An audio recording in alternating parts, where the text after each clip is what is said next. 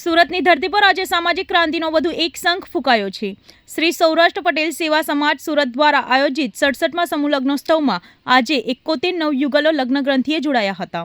વર્ષ 1983થી શરૂ થયેલા આ પ્રવૃત્તિ આજે 4 દાયકા બાદ પણ તેટલા જ ઉત્સાહ સાથે કાર્યરત છે.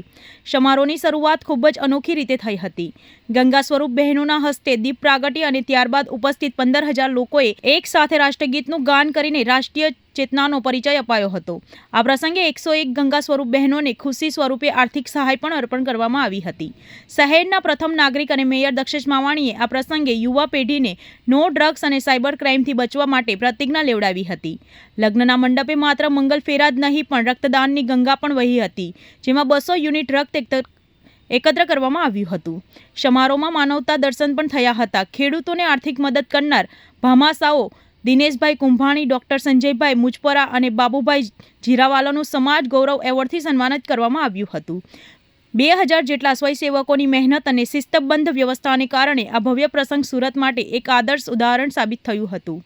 આમ સમૂહ લગ્નના માધ્યમથી માત્ર ખર્ચ જ નહીં બચાવવામાં આવ્યો, પરંતુ સમાજને વ્યસન મુક્તિ અને રાષ્ટ્રપ્રેમનો સંદેશ પણ આપવામાં આવ્યો હતો.